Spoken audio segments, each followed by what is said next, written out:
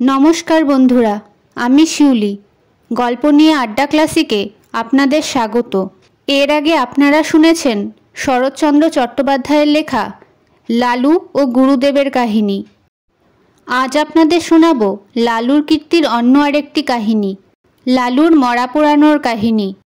তাহলে শুনতে থাকুন আজকের গল্প, শ্মশানে লালু। আমাদের শহরে তখন শীত পড়েছে। হঠাৎ কলেরা দেখা দিলে তখনকার দিনে ওলা ওঠার নামে মানুষে ভয়ে হতজ্ঞান হতো। কারো কলেরা হয়েছে শুনতে পেলে সে পাড়ায় মানুষ থাকতো না। মারা গেলে দাহ করার লোকমেলা দুর্ঘট হতো। কিন্তু সে দুর্দিনেও আমাদের ওখানে একজন ছিলেন যার কখনো আপত্তি ছিল না। গোপাল খুড়ো তার নাম। জীবনের ব্রত ছিল মরা পোড়ানো। কারো অসুখ শক্ত হয়ে উঠলে তিনি ডাক্তারের কাছে প্রত্যহ সংবাদ নিতেন। আশা নেই শুনলে খালি পায়ে গামছা কাঁধে তিনি ঘণ্টা 2 পূর্বেই সেখানে গিয়ে উপস্থিত হতেন। আমরা জন কয়েক ছিলাম তার চেলা। মুখ ভার করে বলে যেতেন, ওরে আজ রাত্রিটা একটু সতর্ক থাকিস, ডাকলে যেন সাড়া পাই। রাজদারে শ্মশানে চ, শাস্ত্রবাক্য মনে আছে তো? আজ্ঞে আছে বই কি। আপনি ডাক দিলেই গামছা সমেত বেরিয়ে পড়ব। বেশ বেশ, এই তো চাই। এর চেয়ে পুণ্যকর্ম সংসারে নেই। আমাদের দলের মধ্যে ছিল লালুও একজন। ঠিকেদারির কাজে বাইরে না গেলে সে কখনো না বলতো না। সেদিন সন্ধ্যাবেলা বিষণ্ণ মুখে খুড়ো এসে বললেন, বিষ্ণু পণ্ডিতের পরিবারটা বুঝি রক্ষে পেলে না। সবাই চমকে উঠলাম। অতি গরিব বিষ্ণু ভট্টাচার্যের কাছে বাংলা স্কুলে আমরা ছেলেবেলায় পড়েছিলাম। নিজে সে চিররুগ্ন এবং চিরদিন স্ত্রীর প্রতি একান্ত নির্ভরশীল। জগতে আপনার বলতে কেউ নেই। তার মতো নিরীহ অসহায় মানুষ সংসারে আমি দেখিনি। রাত্রি আন্দাজ 8টা। দড়ির খাটে বিছানা সমেত পণ্ডিত গৃহিণীকে আমরা ঘর থেকে উঠানে নামালাম। পণ্ডিত মশাই ফ্যালফ্যাল করে চেয়ে রইলেন। সংসারে কোনো কিছুর সঙ্গে সে চাহনির তুলনা হয় না এবং সে একবার দেখলে সারা জীবনে ভোলা যায় না। মৃতদেহ তোলবার সময় পণ্ডিত মশাই আস্তে আস্তে বললেন, আমি সঙ্গে না গেলে মুখাগ্নির কি হবে? কেউ কিছু বলবার আগে লালু বলে উঠল, ও কাজটা আমি করব পণ্ডিত মশাই। আপনি আমাদের গুরু, সেই সম্পর্কে উনি আমাদের মা। আমরা সবাই জানতাম শ্মশানে হেঁটে যাওয়া তার পক্ষে অসম্ভব।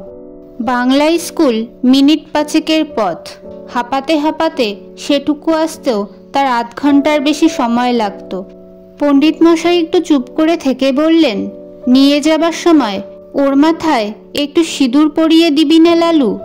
নিশ্চয় দেব পণ্ডিত মশাই, নিশ্চয় দেব বলে এক লাফে সে ঘরে ঢুকে কৌটো বার করে আনলে এবং যত সিঁদুর ছিল সমস্তটা মাথায় ঢেলে দিলে। হরিবোল দিয়ে আমরা গৃহ হতে গৃহিণীর মৃতদেহ চিরদিনের মতো বার করে নিয়ে এলাম। পণ্ডিত মশাই খোলা দড়ে চৌকাঠে হাত দিয়ে তেমনি চুপ করে দাঁড়িয়ে রইলেন। গঙ্গার তীরে শ্মশান অনেক দূর, প্রায় ক্রোশ 3। সেখানে পৌঁছে যখন আমরা সব নামালাম তখন রাত 2টো। লালু খাট ছুঁয়ে মাটিতে পা ছড়িয়ে বসল। কেউ কেউ যেখানে সেখানে শান্তিতে চিত হয়ে শুয়ে পড়ল। শুক্লা দ্বাদশীর পরিস্ফুট জ্যোৎস্নায় বালুময় বহুদূর বিস্তৃত শ্মশান অত্যন্ত জনহীন। গঙ্গার ওপার থেকে কনকনে উত্তরের হাওয়ায় জলে ঢেউ উঠেছে। তার কোনো কোনোটা লালুর পায়ের প্রায় নিচে পর্যন্ত আছাড় খেয়ে খেয়ে পড়ছে। শহর থেকে গরুর গাড়িতে পোড়াবার কাঠ আসে। কি জানি সে কতক্ষণে পৌঁছবে। 8 ক্রোশ দূরে পথের ধারে ডোমদের বাড়ি। আসার সময়ে আমরা তাদের হাঁক দিয়ে এসেছি। তাদের আসতেই বা না জানি কত দেরি। সহসা গঙ্গার ওপারে দিগন্তে একটা গাঢ় কালো মেঘ উঠে প্রবল উত্তরে হাওয়ায় হু হু করে সেটা এপারে ছুটে আসতে লাগলো। গোপাল খুড়ো সভয়ে বললেন, লক্ষণ ভালো ঠেকছে না রে, বৃষ্টি হতে পারে। এই শীতে জলে ভিজলে আর রক্ষে থাকবে না। কাছে আশ্রয় কোথাও নেই, একটা বড় গাছ পর্যন্ত না। কতকটা দূরে ঠাকুরবাড়ির আমবাগানে মালিদের ঘর আছে বটে, কিন্তু অতখানি ছোটা তো সহজ নয়। দেখতে দেখতে আকাশ গেল ছেয়ে, চাঁদের আলো ডুবলো অন্ধকারে। ওপার থেকে বৃষ্টিধারার শোষ শব্দ এলো কানে, ক্রমশ সেটা নিকটতর হয়ে উঠল। আগাম ২-১০ ফোঁটা সকলেরই গায়ে এসে পড়ল তীরের মতো। কি করি ভাবতে ভাবতেই মুষলধারা বৃষ্টি নেমে এলো। মরা রইল পড়ে। প্রাণ বাঁচাতে কে যে কোথায় ছুট দিলে তার ঠিক ঠিকানা নেই। জল থামলে ঘণ্টাখানেক পরে একে একে সবাই ফিরে এলাম। মেঘ গেছে কেটে, চাঁদের আলো ফুটেছে দিনের মতো। ইতিমধ্যে গরুর গাড়ি এসে পৌঁছেছে। গাড়োয়ান কাঠ এবং সপ্তাহের অন্যান্য উপকরণ নামিয়ে দিয়ে ফিরে যাবার উদ্যোগ করছে, কিন্তু ডোমদের দেখা নেই।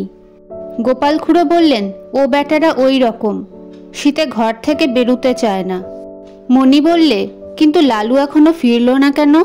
সে যে বলছিল মুখে আগুন দেবে, ভয়ে বাড়ি পালালো না তো? খুড়ো লালুর উদ্দেশ্যে রাগ করে বললেন, ওটা ওই রকম।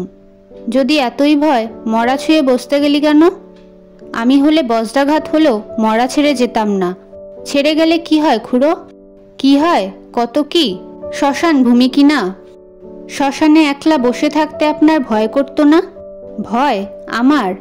অন্তত 1000টা মরা পুড়িয়েছি জানিস। এরপরে মণি আর কথা কইতে পারল না, কারণ সত্যই খুড়োর গর্ব করা সাজে। শ্মশানে গোটা 2 কোদাল পড়েছিল। খুড়ো তার একটা তুলে নিয়ে বললেন, আমি চুলোটা কেটে ফেলি, তোরা হাতাহাতি করে কাঠগুলো নিচে নামিয়ে ফেল। খুড়ো চুলি কাটছেন, আমরা কাঠ নামিয়ে আনছি।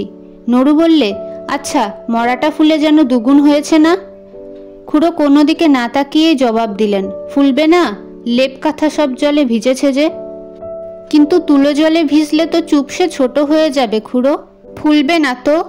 খুড়ো রাগ করে উঠলেন, তোর ভারী বুদ্ধি, যা করছিস কর। কাঠ বহা প্রায় শেষ হয়ে এলো।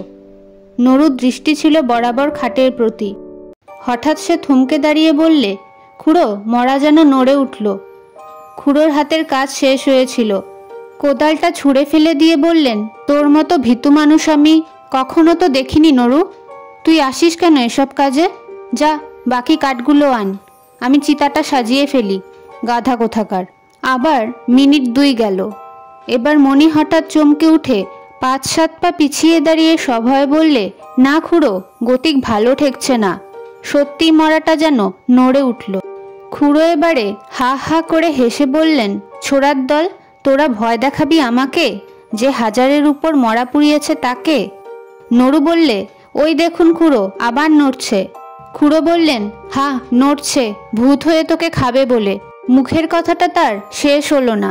অকস্মাৎ লেপ কাঁথা জড়ানো মরা হাঁটু গেড়ে খাটের উপর বসে ভয়ঙ্কর বিশ্রী খোনা গলায় চেঁচিয়ে উঠল, না না, নড়ুকে না, গোপালকে খাবো। ওরে বাবা রে! আমরা সবাই মারলাম ঊর্ধ্বশ্বাসে দৌড়। গোপাল খুড়োর সুমুখে ছিল কাঠের স্তূপ। তিনি উপরের দিকে আমাদের পিছনে ছুটতে না পেরে ঝাঁপিয়ে গিয়ে পড়লেন গঙ্গার জলে। সেই কনকনে ঠান্ডা এক বুক জলে দাঁড়িয়ে চেঁচাতে লাগলেন, বাবা গো, গেছি গো, ভূতে খেয়ে ফেললে গো, রাম রাম রাম। এদিকে সেই ভূত তখন মুখের ঢাকা ফেলে দিয়ে চেঁচাতে লাগলো, ওরে নির্মল, ওরে মণি, ওরে নড়ু, পালাস নে রে, আমি লালু, ফিরে আয়, ফিরে আয়। লালুর কণ্ঠস্বর আমাদের কানে পৌঁছল। নিজেদের নির্বুদ্ধিতায় অত্যন্ত লজ্জা পেয়ে সবাই ফিরে এলাম। গোপাল খুড়ো শীতে কাঁপতে কাঁপতে ডাঙায় উঠলেন।